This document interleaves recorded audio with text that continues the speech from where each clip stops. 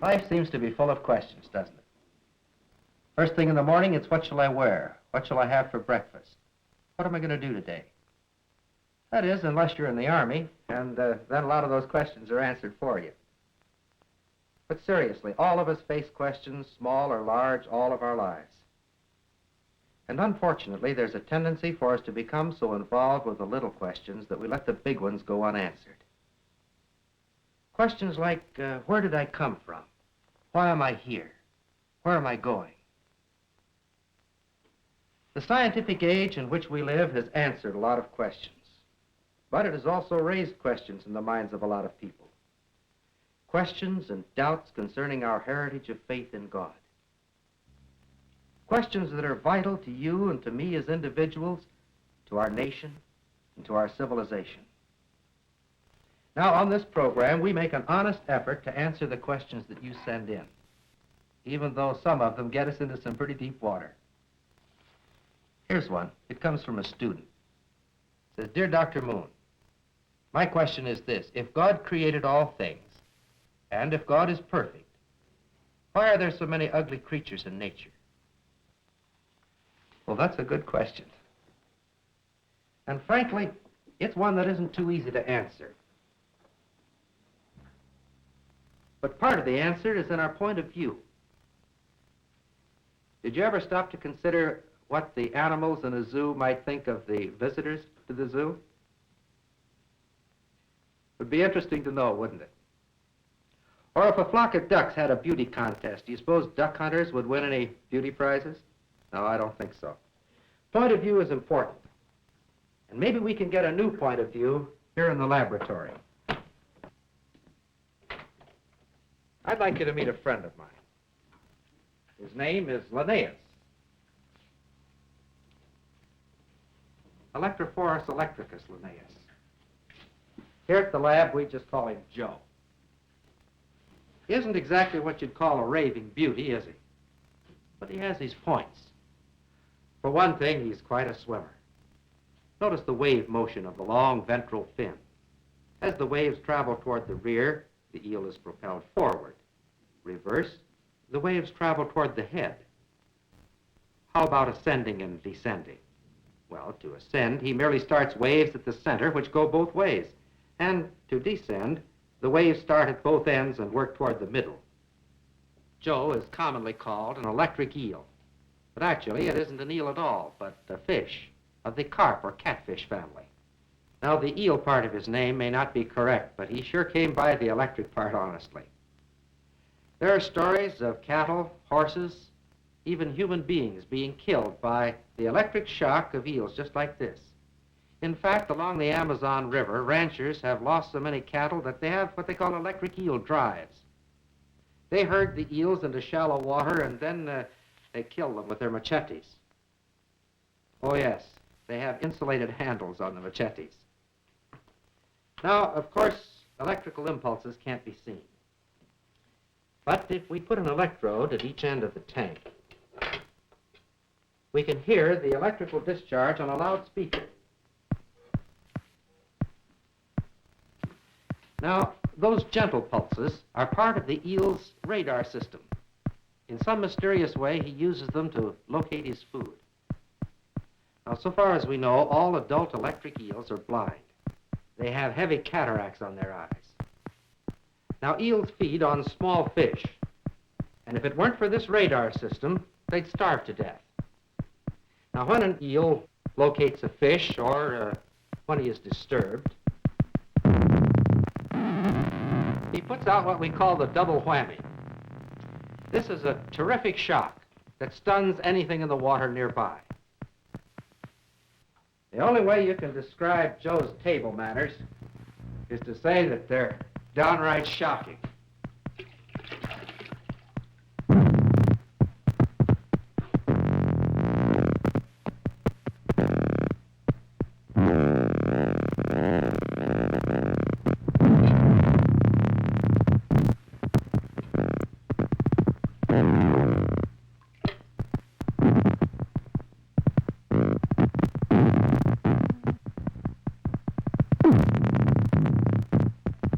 The electric eel, unlike most fish, is a an air breather.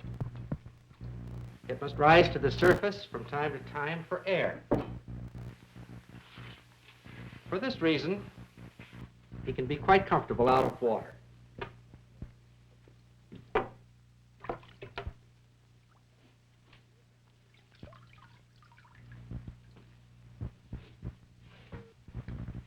Now, the vital organs of the electric eel are all in the front 10 inches of his body. The rest is pure power plant. And believe it or not, he can generate more than 500 volts. Here we have a bank of 36 neon lamps. We'll connect these to our eel electrodes. Now, of course, the eel is designed to operate in water. His electrical system doesn't function too well in air, but even under these conditions, he should give us enough power to light the lights.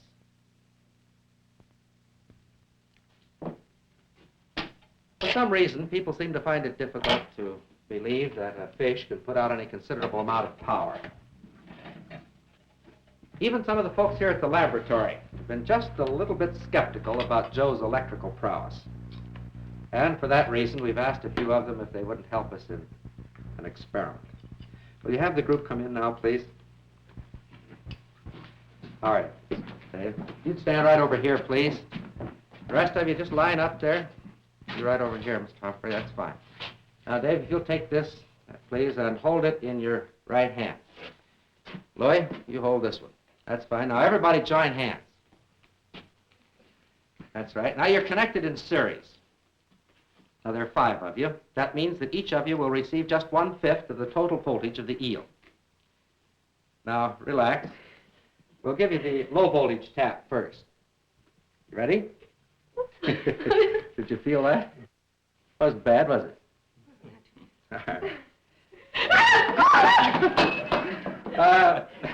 Ladies and gentlemen, I'd like to have you meet a group of confirmed believers in electric eels. Thank you very much. Now, where did that electricity come from? Strange as it may seem, the eel's electric tissue is made up of cells very much like the cells that make up the nerves of our own bodies. These cells are called electroplaques. Here is a crude model of one of these cells. Actually, the electroplaque is a tiny battery, 1/25 of an inch thick. Now, in a flashlight, there are 3 cells. Each cell generates 1.5 volts. 3 of them in series produce the 4.5 volts necessary for the lamp. The eel's battery produces 1/10 of a volt. 10 of them in series will produce 1 volt. Well, at this rate, it would take 5,000 of these to produce the 500 volts of the eel. Well, he's got them and then some. An eel like Joe here probably has 250,000 electric cells. Connect them in series, 5,000 of them, and you have the 500 volts. The rest of them are connected in parallel to build up the current capacity.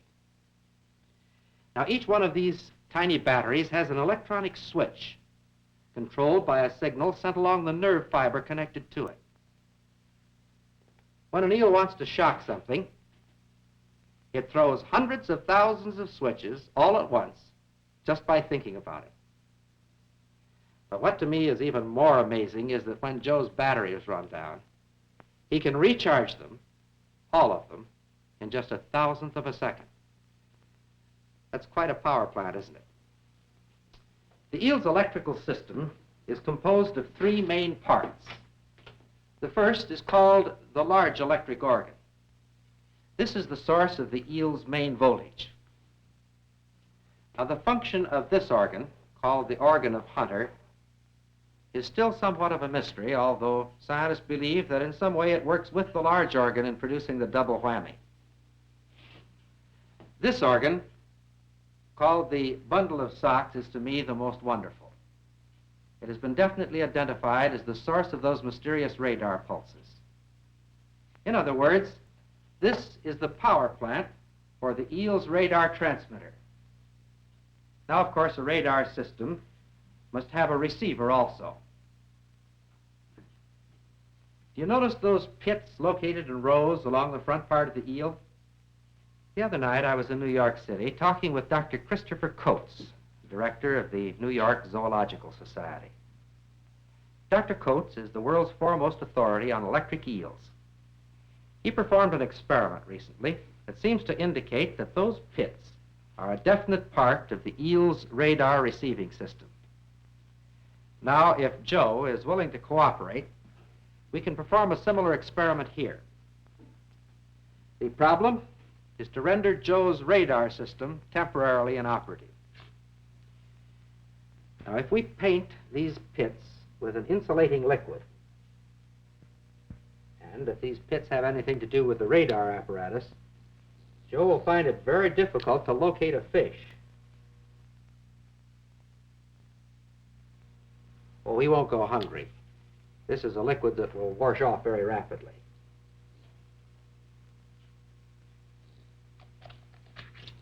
All right, Joe, let's go back into your tank.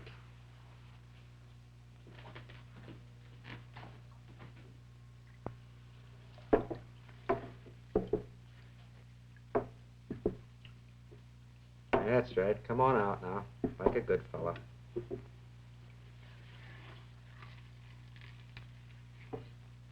Now, we want to give him a good supply of fish.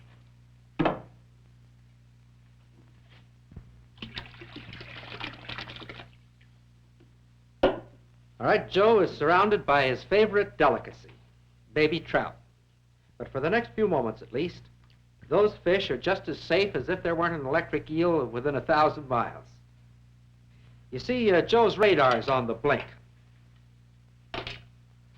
Oh, his transmitter's working all right.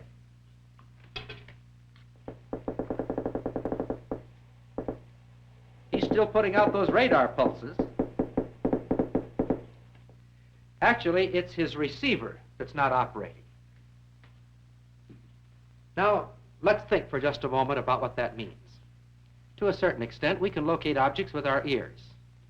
We can tell roughly the direction from which a sound is coming.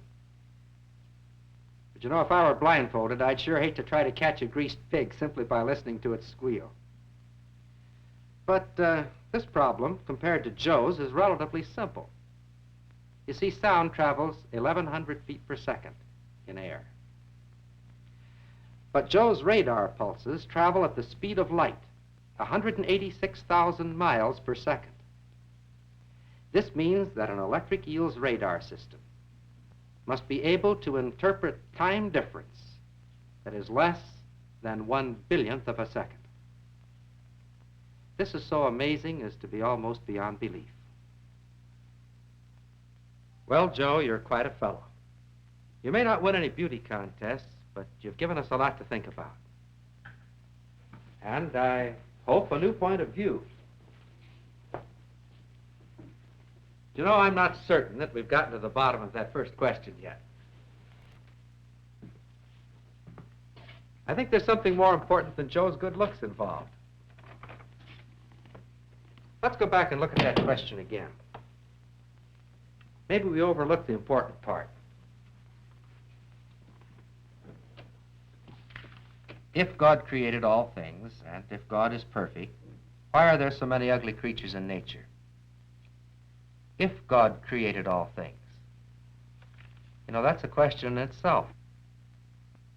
Sometimes you can best answer a question by asking one, so let's put it this way. If God didn't create all things. If God didn't create all things, where did Joe get his radar? Where did the electric eel get those hundreds of thousands of tiny batteries with their electronic switches and all the nerve fibers that are connecting them? In fact, where did electricity come from? Or life itself? So far as I know, the only answer is in the first 10 words of this book. In the beginning, God created the heaven and the earth. In the beginning, God. You know, if you have trouble explaining the world around us, starting with God as a creator, just try explaining the world without God. If we go far enough seeking the answer to any question, eventually we'll reach the place where God is the only answer. Now, here's another question. Dear sir, it seems to me that the Christian faith is unscientific. The scientific method demands that we approach a subject without bias or preconceived ideas. But Christianity begins with the demand that we believe in a God we have never seen. How do you reconcile these facts? Now, in problems of this kind, there's a real danger in oversimplification, both in asking the question and in answering it. Some time ago, a gentleman came up to me and said, Mr. Moon, I'd like to ask you a question. Do you believe there is a God? I said, yes, I do. Then, with the air of one who had settled all the problems of the universe, he said, show him to me. Well, I said, I'd like to ask you a question. Do you believe that you have brains? He said, why, yes. And then, borrowing his same gesture, I said, show him to me. Well, now, probably we were both guilty of oversimplification. You know, somehow I can't help but feel that there's more evidence in the world that there's a God than there is that that fellow has brains. Back to the letter. Maybe we have some oversimplification in the question. It speaks of the scientific method. Now, it's not easy to describe the scientific method in a single sentence. Whole volumes have been written on the subject. Here's one, it's called The Principles of Science, described as a treatise on logic and the scientific method. There are chapters on deductive reasoning, disjunctive proposition, indirect method of inference, induction, combinations, permutations, theory of probability, philosophy of inductive inference, units, standards of measurement. To say the least, the scientific method is quite complicated. I suppose we could describe it roughly by saying that first we approach the facts without bias, without prejudice. As a second step, we develop a theory that seems adequate to explain those facts. And then, the third step, we examine the theory. We test it in the light of knowledge that's been established in other realms of scientific investigation. You know, on the surface, it would seem that there's just no room for faith or belief in the scientific method.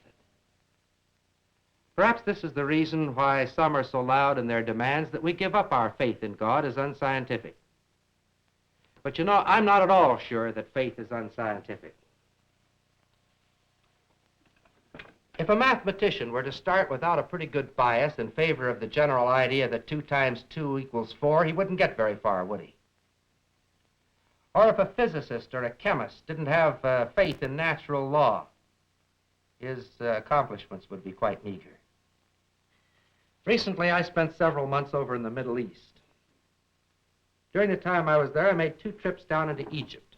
Both occasions, I visited the Great Pyramids of Giza. Now, I didn't happen to meet the gentleman who built those pyramids. I understand they haven't been around for several thousand years. But the fact that I hadn't seen them did not cause me to develop the theory that they didn't exist, that the pyramids just happened, that those great blocks of stone all just happened to be the right size and the right shape, that they arranged themselves in that form purely by accident. If I developed such a theory, you wouldn't think I was very scientific, would you? No, I'm not certain at all that faith is unscientific. If we take an object that we say is heavier than air and drop it, it falls to the floor. We don't argue about it. We say that's the law of gravity. This book now tells us that faith is the law of man's relationship to God. Well, you say, but you can test that with the book. I dare you to test this. I dare you to try the scientific method in regard to your relationship to the God that made you. Approach the facts and the evidence without bias, without preconceived ideas, and then make an honest test. You'll have your answer. It'll be far more convincing than any answer that I or anyone else could ever give you. Now, I hope we have time for just one more question. It says, Dear Dr. Moon, I have several friends who are religious. While I respect their sincerity, I find them rather smug and unreasonable in their faith. Should we not keep an open mind on every subject? Well, I think the answer is yes. We should keep an open mind on every subject, certainly until we get the facts. Of course, I don't think that the writer of this letter would have any objection to firm convictions, so long as those convictions were well-founded. Do you remember those people in the laboratory a minute ago that had that shocking experience with the electric eel? I imagine that just about now they have a very strong bias in favor of the general idea that electric eels can shock people. Well, they may not trust me again for a while, but I'll guarantee this. They'll be confirmed believers in electric eels the rest of their lives because of the reality of a personal experience. Now, these friends of yours, you say they seem smug and unreasonable in their faith. Have you ever considered this? Maybe they seem smug and unreasonable merely because they are thoroughly convinced, because of the reality of a personal experience with God, an experience which you may not have had.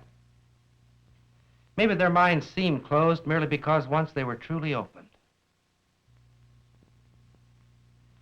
Now, we've chosen these particular questions for a very special reason. It's because these questions were once very real to me. As long as I can remember, I've had a consuming interest in science. And as I got a smattering of knowledge in a few scientific fields, I began to doubt, wondering even if there was a God. I was continually torn between doubt and faith. Finally, I got to the place where I felt I just had to know.